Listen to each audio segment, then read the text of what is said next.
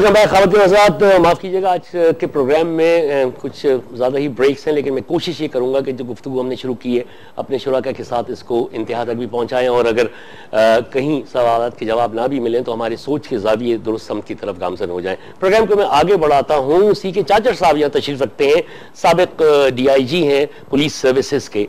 चाचर साहब, आपने तो बलूचिस्तान में भी काफ़ी अरसे सर्व किया है। बलूचिस्तान इस वक्त हम लोगों का एक मौजू ऐसा है कि जहाँ चार संजीदा पाकिस्तानी बैठते हैं वो बलूचिस्तान की ज़रूर बात करते हैं, और एक कंसर्न होता है।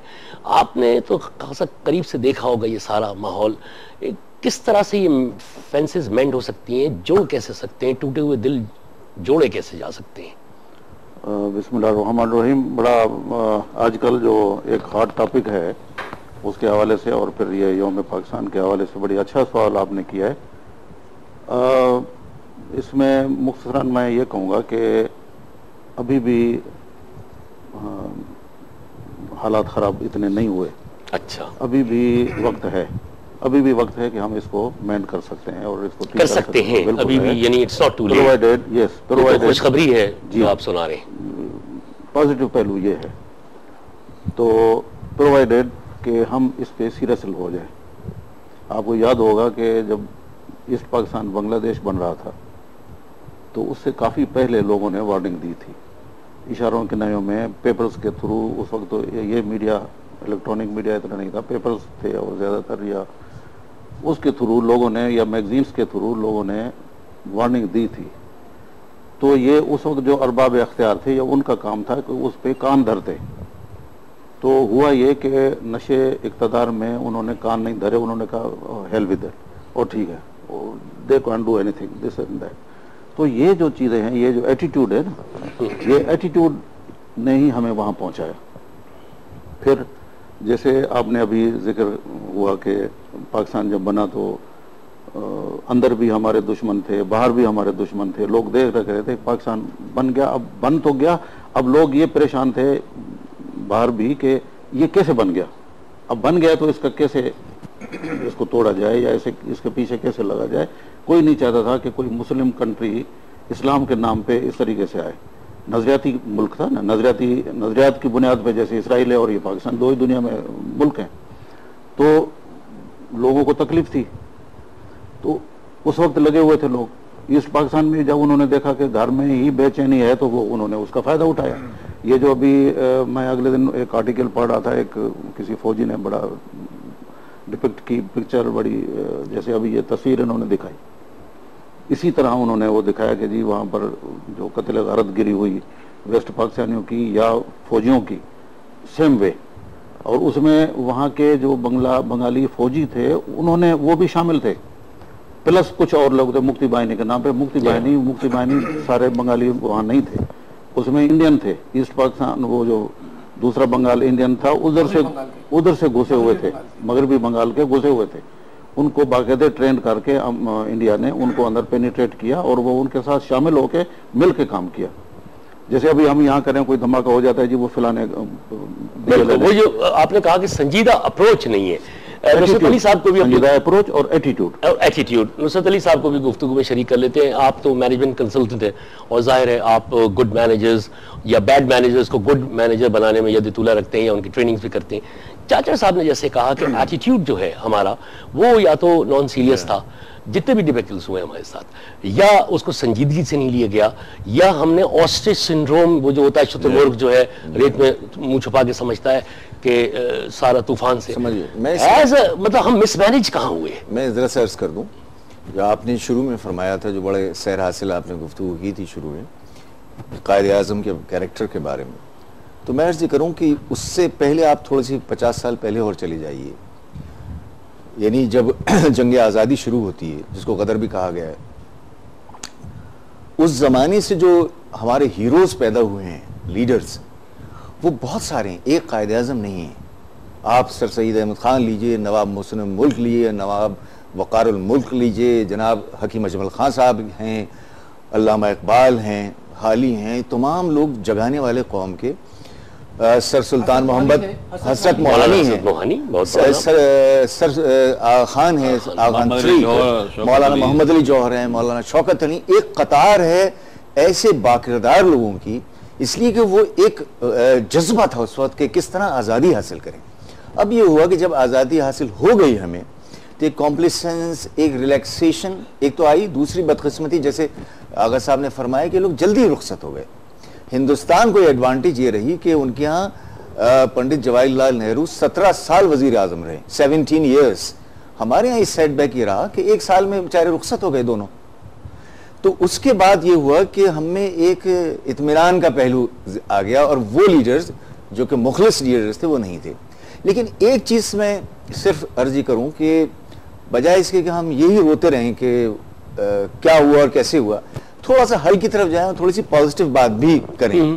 मिसाल के तौर पर इस वक्त जो है, अगर हम 47 के मुकाबले में बात करें तो सन 47 में पाकिस्तान न्यूक्लियर पावर नहीं था।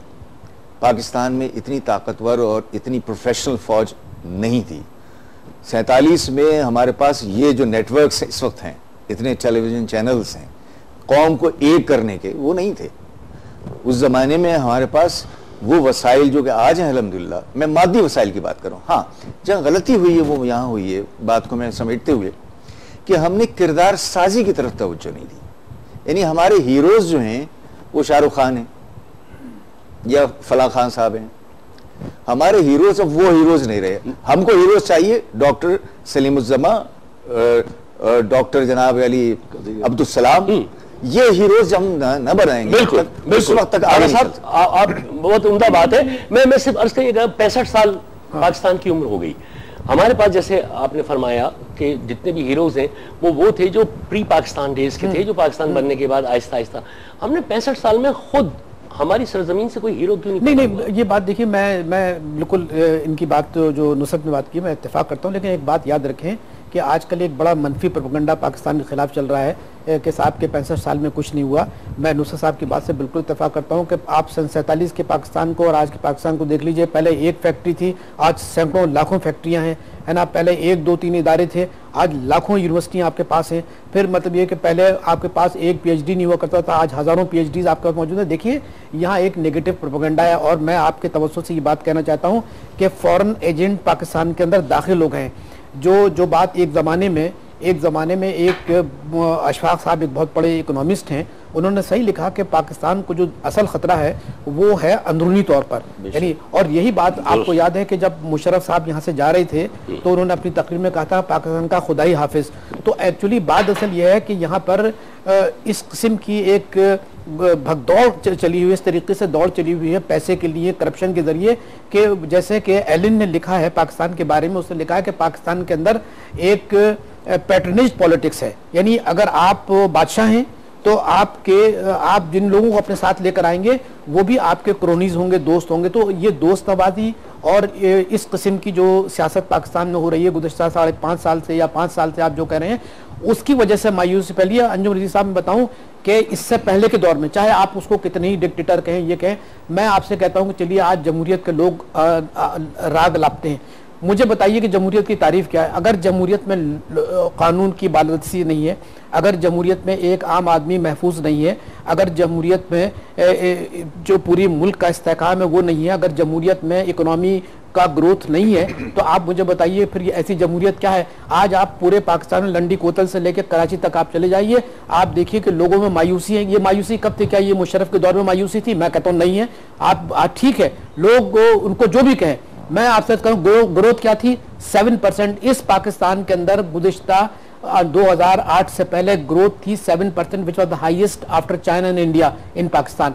आज ग्रोथ जो है 2.3%। मुझे बताइए कि जब महंगाई होगी और आप रोजाना रुपए छाप के अपनी जो जरूरियात पूरी करेंगे अपने, और इस वक्त आपके जो कर्जे हैं इंटरनल और एक्सटर्नल वो तकरीबन डबल हो गए, तो मुझे बताइए कि ये जो मायूसी फैली है, और आज पाकिस्तान में जो नौजवान जो मारा फिर रहा है, लोड शेडिंग में आपकी इंडस्ट्री बंद हो गई है, आपका एग्रीकल्चर काम नहीं कर रहा, तो फिर मुझे बताइए कि मायूसी नहीं फैलेगी तो क्या होगी? और ये अच्छी बात की आपने। नहीं, मगर एक जुमला में कहूँगा, मैं आपसे ये करना चाहता हूँ, इसके बावजूद भी पाकिस्तान एक रेजिलेंट कंट्री है, पाकिस्तान एक मजबूत मुल्क है, और यहाँ के लोग भूखे रह के, इफलास में भी रह के, इस बेरोजगारी में रह के, आप देखिए कि उनकी हाथ जो है पाकिस्तान के इस्तेहकाम के लिए उठती है।